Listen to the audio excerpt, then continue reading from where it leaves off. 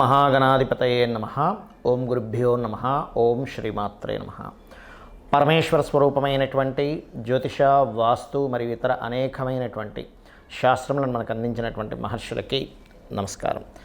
హయగ్రీవ హయగ్రీవ హయగ్రీవేతి యోవధేత్ తస్య నిస్సరతే వాణి జహ్నుకన్యా ప్రవాహవత్. అరుణాం కరుణాతరంగితాక్షీం ధృతపాశాంకుశపుష్పబాణచాపాం అనిమాదిభిరావృతాం మయూకైః అహమిత్యేవ విభావయే భవానీం. శ్రీమాత్రే నమః. ప్రేక్షకులకి ఆ లలితాంబిక అమ్మవారి యొక్క అనుగ్రహం పరిపూర్ణంగా కలగాలని మనస్ఫూర్తిగా కోరుకుంటూ మనం ఈరోజు చెప్పుకోబోయేటువంటి టాపిక్ ఏమిటంటే, చాలామందికి కన్ఫ్యూజన్స్ ఉంటాయి. నేను ఏ దేవత ఆరాధన చేస్తే నా లైఫ్ బాగుంటుంది, ఏ దానము చేస్తే నాకు ఉండేటువంటి పూర్వజన్మ కర్మ తొలగుతుంది అనేటువంటి అన్వేషణలో ఒక దేవత దగ్గర ప్రారంభమవుతుంది వాళ్ళ యొక్క స్పిరిచువల్ జర్నీ. అలా ప్రారంభమై, ఉదాహరణకి ఒక వెంకటేశ్వర స్వామిని చేస్తున్నారు అనుకోండి పూజ, ఇంకోరెవరో చెప్తారు నేను ఆంజనేయ స్వామి చేసిన చాలా వచ్చింది అంటే వెంకటేశ్వర స్వామితో పాటు ఆంజనేయ స్వామి, దాని తర్వాత ఇంకో దేవతా స్వరూపం అమ్మవారు, దాని తర్వాత ఇంకో స్వరూపం అలా పెరిగిపోతాయి. దేవతారాధన చేసినప్పుడు వాళ్ళకి కొన్ని మంచి మంచి అనుభూతులు కలిగినప్పుడు దాన్ని వదిలితే ఏమవుతుందో అనే దీంతో ఎక్కువ పెట్టేసుకొని కన్ఫ్యూజన్లో ఉంటారు.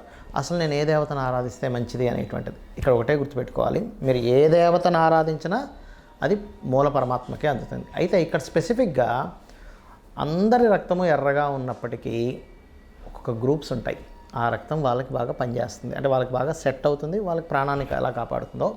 ప్రతి లగ్నము, ప్రతి రాశి, లగ్నం తెలియని వారికి రాశి పరంగా మీరు ఏ దేవత ఆరాధన చేస్తే, ఏ స్వరూపంలో ఉన్న పరమాత్మని ఆరాధిస్తే, అంతా ఒకటే గుర్తుపెట్టుకోండి, అందరూ ఒకటే.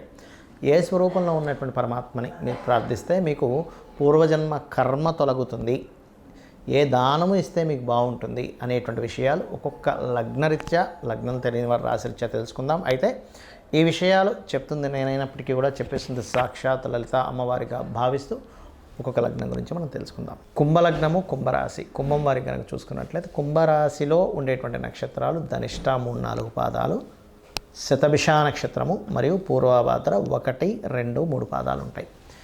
ఇక్కడ ధనిష్ట 3-4లో జన్మించినటువంటి వారు మీరు ఏదైనా సరే అమ్మవారి యొక్క ఆరాధన, అందులో ముఖ్యంగా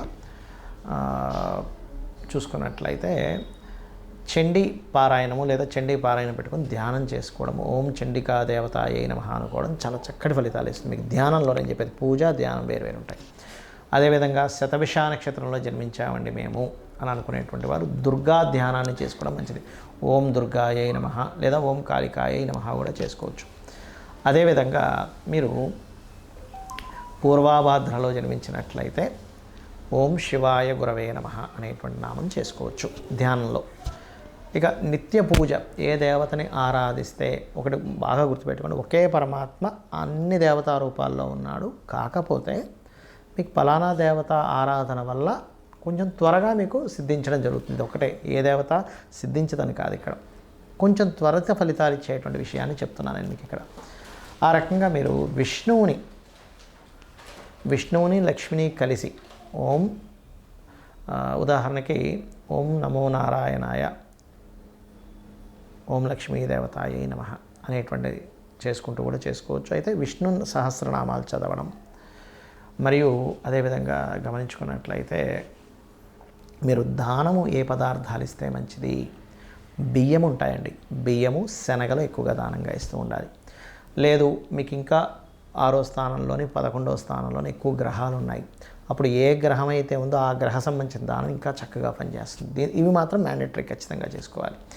దీంతోపాటు మీరు చేయవలసినటువంటిది మరొక విషయం ఏమిటంటే, ఇక్కడ గమనించండి, మీరు గోవులకి కొన్నిసార్లు దానం ఇవ్వడం కుదరదు, సరైనటువంటి వ్యక్తులు మీకు దొరకనప్పుడు ఏ గ్రహం అయితే ఉందో ఆ గ్రహ సంబంధించిన 6, 11లో ఉండేటువంటి గ్రహాల దగ్గర దీపారాధన చేయడము, మరియు గోవులకి ఆ గ్రహ సంబంధించినటువంటి పదార్థాన్ని తినిపించండి భక్తి భావంతో. ఖచ్చితంగా మీ పూర్వజన్మ కర్మ తొలగుతుంది. మనం పూజ చేసేటప్పుడు పర్టికులర్గా కొన్ని అంశాలు మీరు గుర్తుపెట్టుకోవాలి. ఏమిటది? ఎందుకంటే అలా చేస్తేనే మీకు ఆ యొక్క పూజా ఫలితము 100% మీకు వస్తుంది. ఎలా అంటే, చాలామంది పూజ చేసేటప్పుడు భయంతో పూజ చేస్తుంటారు. అమ్మో ఇవాళ నేను పూజ చేయలేదు ఏమవుతుందో, అమ్మో నేను రోజు పెట్టే నైవేద్యం పెట్టలేదు ఏమవుతుందో, ఇవాళ గాబరగా చేసేసుకున్నాను ఏమవుతుందో అని. కానీ ఒకటే గుర్తుపెట్టుకోండి, ఎప్పుడూ కూడా దేవతని, అది అమ్మవారు కావచ్చు, ఈశ్వరుడు కావచ్చు, నారాయణుడు కావచ్చు, గుర్తుపెట్టుకోండి. వాళ్ళని మనం ఒక చిన్న పిల్లవాడిని తల్లి ఎలా అయితే చూస్తుందో, అమ్మాయి కావచ్చు, అబ్బాయి కావచ్చు, తల్లి వాడిని చాలా జాగ్రత్తగా పెంచుతుంది. అంటే అట్లాగా వాడి నుంచి ఏమీ ఎక్స్పెక్ట్ చేయదు, కేవలం వాడిని పెంచడంలోనే ఆనందం పొందుతూ ఉంటుంది. ఇప్పుడు ఉదాహరణకి పిల్లవాడు ఉన్నాడు, రోజు క్యారేజ్ కడుతుంది. కానీ ఒకరోజు సడన్గా అనుకోకుండా తల్లి కొంచెం లేట్గా నిద్ర లేవడం ఏదో జరిగి ఆ రోజు క్యారేజ్ కట్టడం కుదరలేదు, ఏదో 2 బ్రెడ్ ముక్కలు పెట్టి పంపించేసినప్పుడు భయపడదు. అయ్యో బ్రెడ్ ముక్కలు పంపించాను, నా పిల్లవాడు నన్ను ఏమైనా అంటాడేమో అని భయపడదు, బాధపడుతుంటుంది. అయ్యో రోజు పెట్టే అంత ఫుడ్ నేను ఇవాళ క్యారేజ్లో పెట్టలేకపోయినా వాడికి ఆకలి తీరుతుందో లేదో అని. అదేవిధంగా మనం భగవంతుడికి చేసేటప్పుడు కూడా చాలామంది చేసే మిస్టేక్ ఏంటంటే భయపడుతూ ఉంటారు.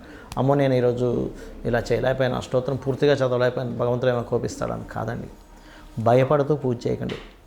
అయ్యో ఇలా చేయలేకపోయానే అనేటువంటి భావంతో చేయండి. ఎందుకంటే లలితా సహస్రనామాల్లో భవానీ భావనాగమ్య భవారణ్య కుటారిక అని నామం ఉంటుంది.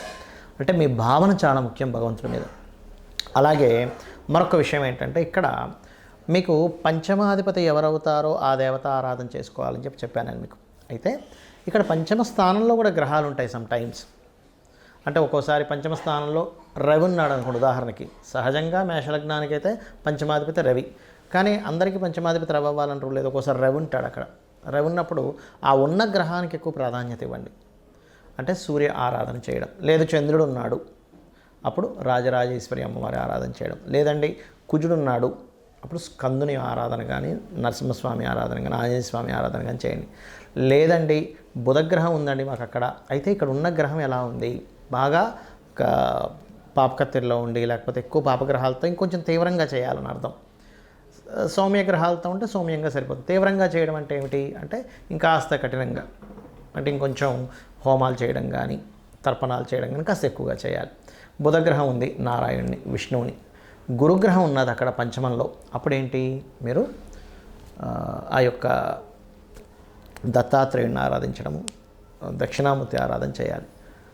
శుక్రుడు అమ్మవారి ఆరాధన, శని ఈశ్వర ఆరాధన లేదా ఆంజనేయ స్వామి ఆరాధన, రాహు దుర్గా కేతువు ఉన్నట్లయితే పంచమ స్థానంలో గణపతిని ఆరాధించాలి. ఇదే విధంగా మనకు పంచమంలో ఉండే గ్రహాలు లేదా పంచమాధిపతి ఎవరయ్యారో ఈ ఆరాధన చేయడం ఎంత ముఖ్యమో, 6వ స్థానంలో ఉండేటువంటి గ్రహాలు 6వ అధిపతికి సంబంధించిన దానాలు కూడా ఇవ్వాలి.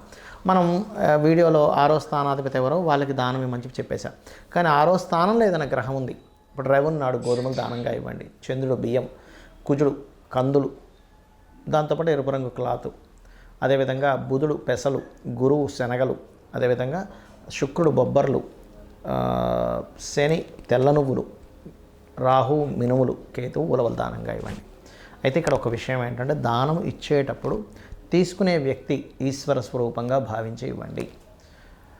ఏదో నా దగ్గర ఉన్నాయి అనేటువంటి భావంతో కాకుండా చక్కగా ఆ తీసుకునే వ్యక్తి కూడా బ్రాహ్మణుడికి అంటే పురోహితుడికి ఒక లక్షణం చెప్పబడింది, దానము తీసుకోవాలి, దానము ఇవ్వాలి అట.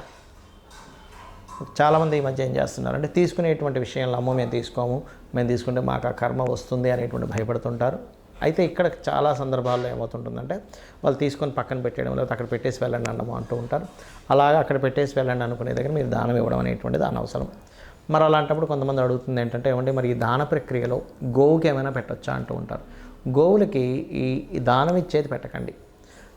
ఇప్పుడు గోధుమ రవ్వ తినిపించవచ్చు గోవుకి, బియ్యము పిండి వరకు తినిపించవచ్చు, కానీ ఈ కందుల కంటే కూడా ముఖ్యంగా క్యారెట్స్ తినిపించండి కందుల ప్లేస్లో, అంటే కుజుడికి సంబంధించింది.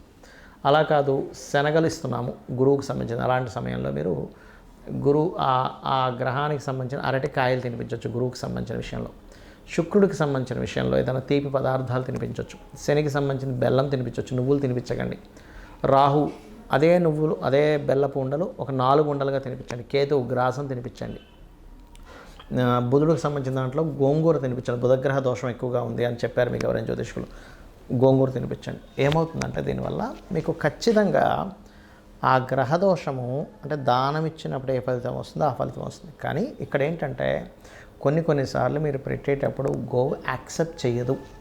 అది 2 కారణాలు ఉంటాయి అక్కడ. ఆల్రెడీ దానికి కడుపు నిండి ఉండొచ్చు, లేదా మీ దోషము పోవడానికి ఇంకొంచెం సమయం పడుతుంది. అలాంటప్పుడు 2-3 సార్లు ప్రయత్నం చేసినట్లయితే గోవుని కాస్త మనసులో నమస్కరించుకొని గోవుకి నమస్కారం పెట్టి చేసినట్లయితే అప్పుడు తింటుంది. గోవు ఎప్పుడైతే స్వీకరించిందో అక్కడ మీకు దోషం పోతుందని అర్థం. అందులో ముఖ్యంగా దేశీవాలి గోవుకు పెట్టండి, జెర్సీ ఆవుకు పెట్టండి, కానీ పాపం పోతుంది అంటే మీ యొక్క కర్మ తొలగుతుందనే భావంతో పెట్టకండి. ఒక జీవికి పెడుతున్నాము, ఆహారం పెడుతున్నాను అనేటువంటి మానవతా దృక్పథంతో పెట్టండి.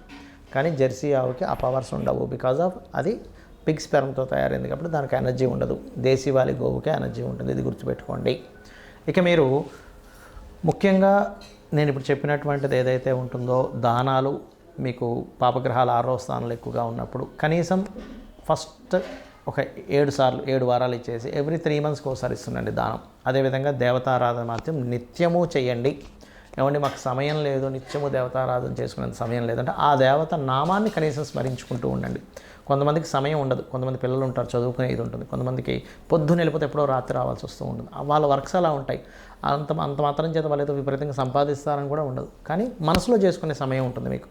మనసులో ఇప్పుడు ఉదాహరణకి ఓం నమో నారాయణాయ, ఓం శ్రీమాత్రే నమః అనుకుంటూ ఉండండి. ఖచ్చితంగా మిమ్మల్ని ఆ దేవత రక్షిస్తుంది. శ్రీమాత్రే నమః.